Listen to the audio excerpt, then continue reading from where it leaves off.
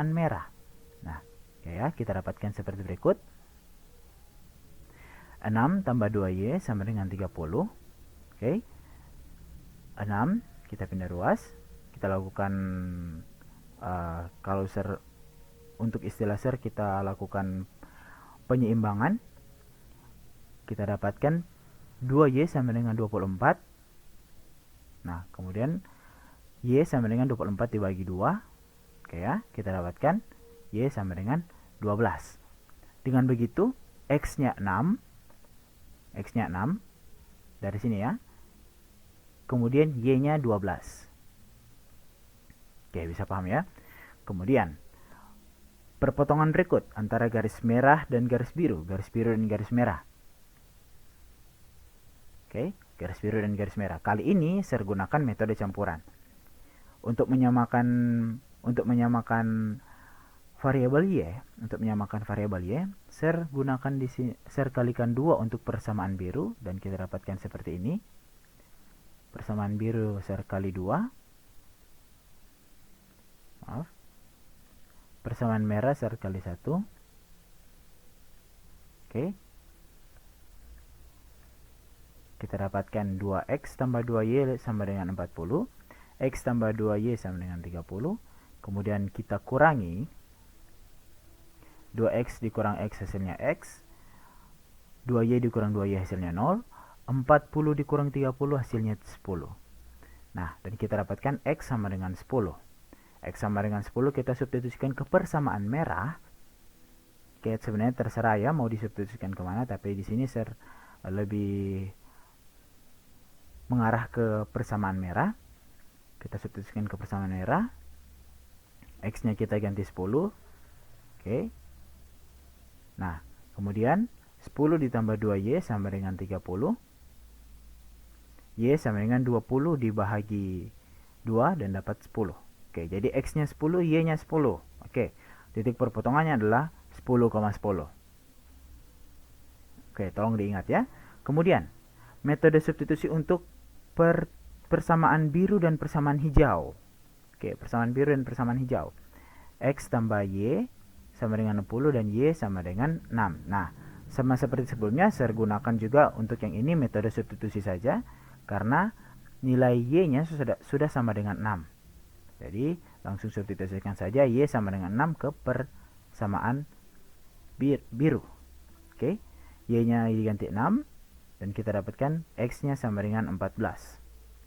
Oke, jadi X-nya 14, Y-nya 6.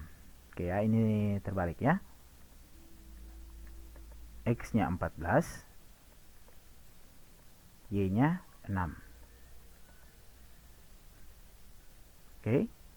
Nah, sekarang kita kembali ke grafiknya tadi. Bidang koordinat kartesius tadi. Yang pertama, untuk biru dan kuning. Kuning dan merah. 6,12.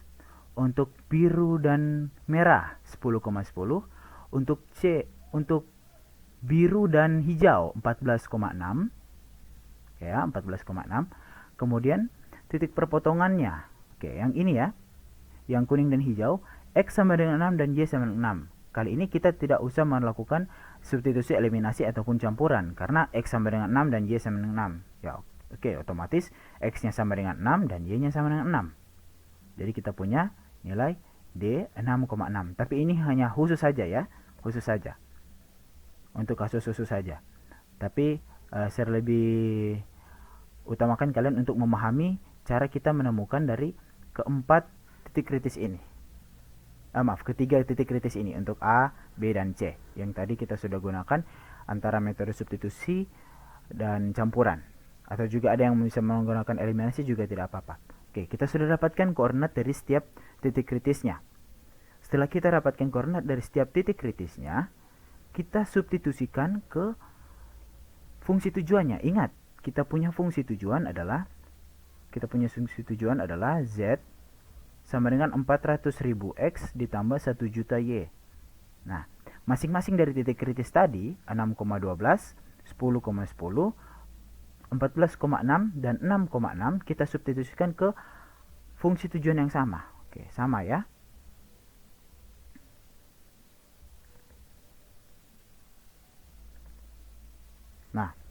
A 6,12, 400.000 dikali 6 sebagai X-nya, dan 1 juta dikali 12 sebagai Y-nya. Oke, 2.400.000 ditambah 12 juta sama dengan 14.400.000.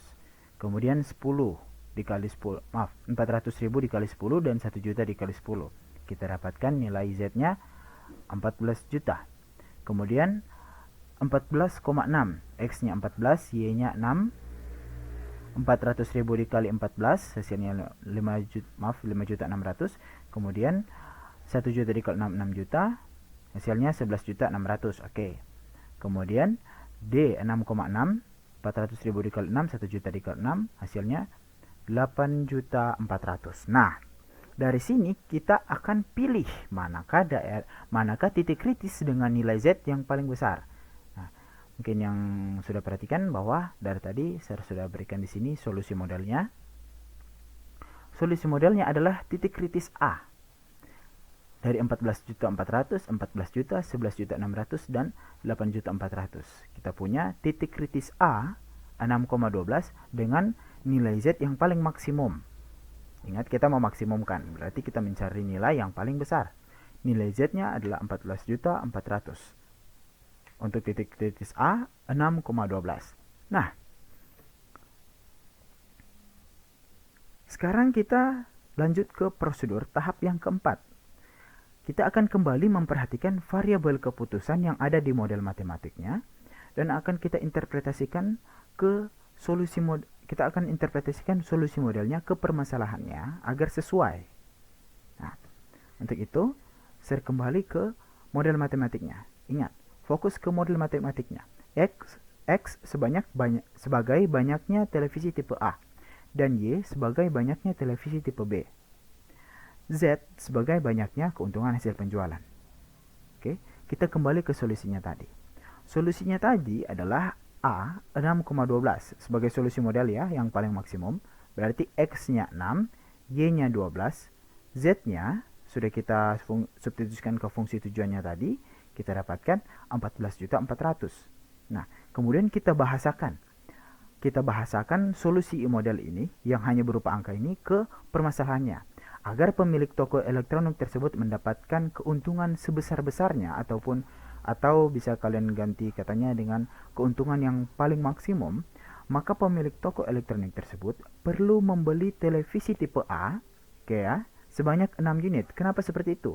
Karena X yang kita definisikan dalam variabel keputusan tadi adalah sebagai banyaknya televisi tipe A.